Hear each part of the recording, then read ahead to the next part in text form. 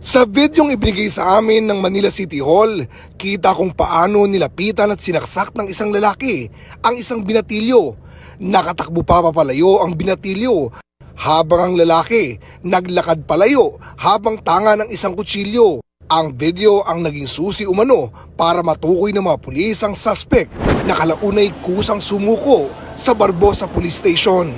Kanina, iniharap ni Manila Mayor Isko Moreno sa media ang suspect na isa umunong 52 anyos na watch repairman. Tinumba niya yung motor. Isasama sana yung motor din ng motor. Eh medyo dumilim na yung ko dahil ang dami na nila eh. Ayun, nasundot ko. Hindi ko na nabigla lang ako eh. Hindi sadya. Pag dumating sila, wala na silang pakialam. Pag makita nila mga sasakyan, tinanong nila eh. Kumbaga, tinutumba, sinisira. 15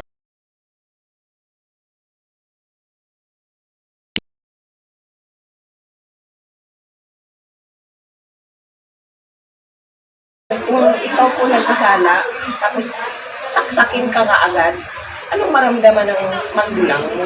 May namatay, nakakalungkot,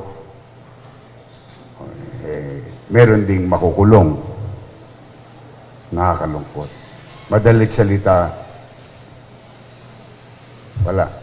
Isang malungkot na araw sa dalawang pamilya. Sa pamilya ng biktima at sa pamilya ng suspect.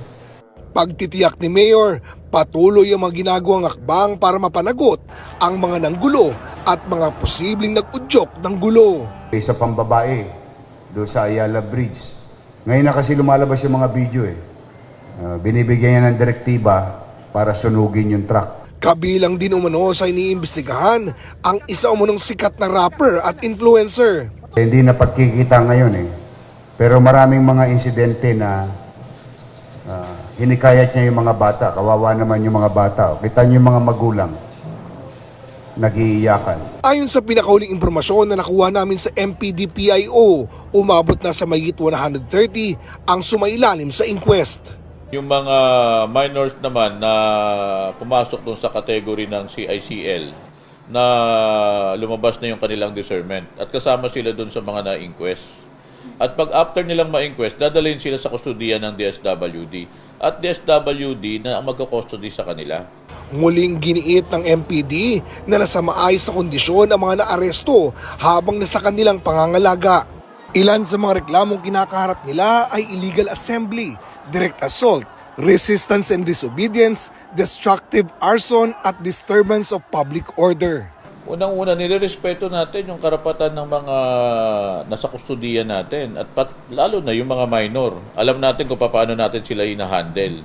Para sa GMA Integrated News, Oscar Oida, nakatutok, 24 oras.